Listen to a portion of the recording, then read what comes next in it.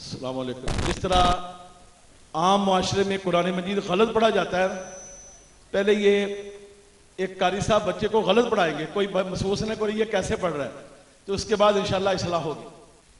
اعوذ باللہ من الشیطان الرجیم، اعوذ باللہ من الشیطان الرجیم، بسم اللہ الرحمن الرحیم، بسم اللہ الرحمن الرحیم۔ وَإِذْ قَالَ مُوسَى لِفَتَاهُ لَا أَبْرَحُ حَتَّى وَإِذْ قَالَ مُوسَى لِفَتَاهُ لَا أَبْرَحُ حَتَّى أَبْلُغَ مَجْمَعَ الْبَحْرَيْنِ أَبْلُغَ مَجْمَعَ الْبَحْرَيْنِ أَوْ أَمْضِيَ حُقُبًا۔ أَوْ أَمْضِيَ حُقُبًا۔ ٹھیک ہے جاؤ۔ السلام علیکم ورحمۃ اللہ وبرکاتہ۔ وعلیکم السلام ورحمۃ اللہ وبرکاتہ۔ جی محترم قاری صاحب، کیا حال چال ہے؟ خیر و عافیت سے ہیں؟ جی الحمدللہ میں ٹھیک ہوں، آپ سنائیں۔ محترم قاری صاحب، آپ سے ایک بات کرنی تھی، اگر آپ غصہ نہ کریں تو۔ جی جی کریں، کوئی مسئلہ نہیں، بتائیں۔ محترم قاری صاحب، ماشاءاللہ آپ بچے کو سبق پڑھا رہے تھے، میں آپ کو دیکھ رہا تھا اور سن رہا تھا جی جی کہ آپ کے پڑھانے میں کافی ساری غلطیاں پائی گئی ہیں، جو حقیقت میں صرف غلطیاں ہی نہیں بلکہ قرآن کے معنوی اعتبار سے اس کے اصلی کلمات اور حروف کو بدلنے کے مترادف ہے، جس کی وجہ سے عوام الناس میں صحیح اور غلط کی پہچان بالکل ختم ہو چکی ہے۔ قاری صاحب، اگر ہم قرآن پڑھانے والے اساتذہ ہی اپنی اصلاح نہ کریں اور بچوں کو اسی طرح قرآن پڑھاتے رہیں تو یہ امت مسلمہ کے لیے بہت بڑا نقصان ہے۔ جی جی لہذا ہمیں چاہیے کہ ہم اپنے سے ماہر اساتذہ سے استفادہ کریں اور قرآن پاک کو اچھی طرح پڑھیں اور امت مسلمہ کو اس بہت بڑے بگاڑ سے بچائیں۔ واہ جی واہ، آپ بھی قاری صاحب ہیں۔ مجھے عرصہ دراز ہو چکا ہے، میں شعبہ تدریس سے منسلک ہوں اور الحمدللہ میں نے بڑے بچوں کو پڑھایا ہے۔ آج تک تو کبھی کسی نے جرت نہیں کی کہ وہ میری پڑھائی کو غلط ثابت کر دے۔ تسی تھوڑی دیر بیٹھ کے ساری کیتی کرے کھوج پاتی۔ محترم قاری صاحب، میں نے آپ سے پہلے درخواست کی تھی کہ آپ نے میری بات کا غصہ نہیں کرنا۔ غصہ نہیں کرنا۔ دیکھیں محترم قاری صاحب، آپ بچے کو پڑھا رہے تھے، آپ نے کتنی ہی جگہ پر الف مدہ کو چھوڑ دیا۔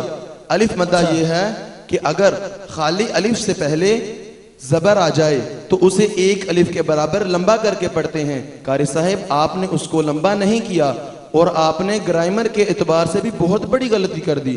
آپ نے تثنیہ کے صیغے کو واحد کے ساتھ تبدیل کر دیا، یعنی تثنیہ ایک کے لیے، تثنیہ دو کے لیے استعمال ہوتا ہے اور واحد ایک کے لیے استعمال ہوتا ہے۔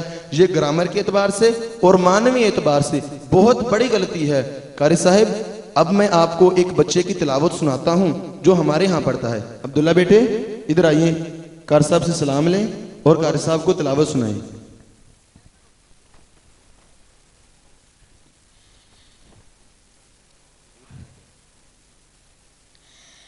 اعوذ باللہ من الشیطان الرجیم، بسم اللہ الرحمن الرحیم۔ وَإِذْ قَالَ مُوسَى لِفَتَاهُ لَا أَبْرَحُ حَتَّى أَبْلُغَ مَجْمَعَ الْبَحْرَيْنِ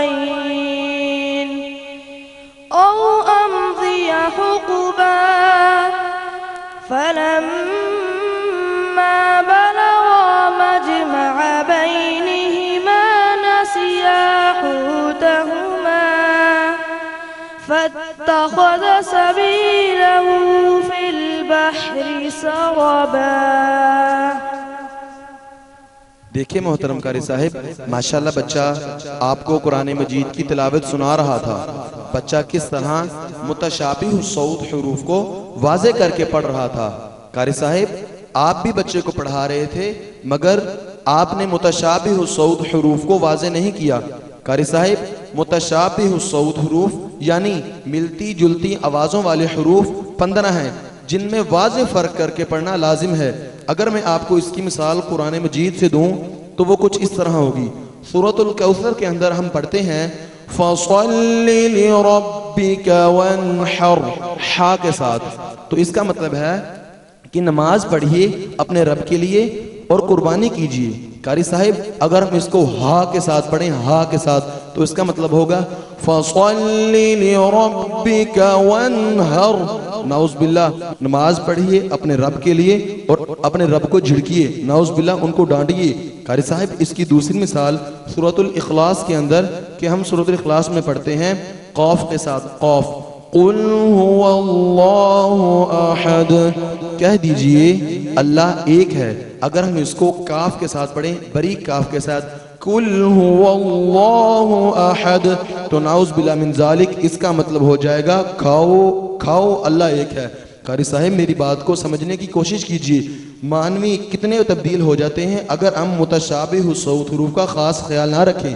آپ بچے کو پڑھا رہے تھے آپ نے متشابہ الصوت حروف کا خاص خیال نہیں رکھا. میری بات کو سمجھیں قاری صاحب. ہاں یار قاری صاحب آپ نے تو مجھے حیران ہی کر دیا. اصل وجہ تو یہ ہے کہ میں تو سادہ پڑھا ہوں بغیر تجوید کے تو میں تو اسی طرح پڑھاتا ہوں. اب آپ بتائیں کہ میں کروں تو کروں کیا, کس سے جا کر رہنمائی حاصل کروں؟ دیکھیں قاری صاحب میرا مقصد آپ کو پریشان کرنا نہیں بلکہ اللہ کے فضل سے آپ کی رہنمائی اسلام کی ایک ایسے گلشن کی طرف کرنا چاہتا ہوں جو ایک ایسی سمجھ اور شعور لے کر عرصہ 12 سال سے کوشاں ہے کہ دنیا قرآن پڑھنا سیکھ لے. اور ملک بھر کے سینکڑوں نہیں بلکہ ہزاروں اساتذہ وہاں سے مستفید ہو چکے ہیں اور وہ اس بات کے معترف ہیں اور یہ بات کہنے پر مجبور ہو چکے ہیں کہ ہم شعبہ حفظ پڑھنے اور پڑھانے سے اس طرح واقف نہ تھے جس طرح اس ادارے میں آنے کے بعد واقف ہوئے ہیں. اور اس کے علاوہ خود اعتمادی اطمینان قلب اور معاشرے کے لیے سنجیدہ قابل اور نکھرے اساتذہ بن کے پورے ملک بھر میں قرآن مجید کی خدمت کر رہے ہیں. جی محترم قاری صاحب کیوں نہیں, آپ مجھے ضرور تعارف کروائیں اس عظیم ادارے کا جو قرآن کا درد لے کر لوگوں کو پکار رہا ہے. جی محترم قاری صاحب اللہ تعالیٰ ان مدارس مراکز مساجد قرۂ اعظام علماء حق کی حفاظت فرمائے جن کی وجہ سے ہمارا ایمان کی بقا ہے. انہی میں سے مرکز ابو بکر صدیق 204 کنال روڈ فیصل آباد ان تمام خوبیوں کا مجموعہ ہے. اور یہی نہیں بلکہ آج کے اس دور میں بچوں کو حفظ کروانے کے حوالے سے ایک معیاری ادارہ ہے جو اپنی مثال خود آپ ہے. اس کے علاوہ اس مرکز میں بچوں کو حفظ بھی کروایا جاتا ہے, ترجمہ بھی پڑھایا جاتا ہے, ائمہ حرمین کے لہجات میں عین تجوید کے مطابق قرآن بھی پڑھایا جاتا ہے, سنت کے مطابق ان کی تربیت بھی کی جاتی ہے, دعاؤں کی کتاب حصن المسلم زبانی یاد بھی کروائی جاتی ہے اور حفظ و ناظرہ کے اساتذہ کے لیے خاص ترک و تدریس کورس کرواتے ہیں ہمارے قاری عبدالقیوم حافظہ اللہ. اور یہ کورس کروانے کا مقصد قاری صاحب کا مقصد یہ نہیں ہے کہ ان کے ادارے کی پڑھائی پوری دنیا میں مشہور ہو, نہیں بلکہ وہ یہ چاہتے ہیں کہ پورے پاکستان میں بلکہ پوری دنیا میں جتنے ادارے ہیں ان تمام اداروں کی پڑھائی بہتر ہو جائے اور لوگوں کو قرآن کی سمجھ آ جائے. جی محترم قاری صاحب آپ میرے محسن ہیں اور میں عزم کرتا ہوں کہ آج ہی اس ادارے سے رہنمائی حاصل کر معاشرے کے لیے ایک بہترین خادم قرآن بنوں گا انشاءاللہ. السلام علیکم ورحمۃ اللہ وبرکاتہ. وعلیکم السلام ورحمۃ اللہ وبرکاتہ.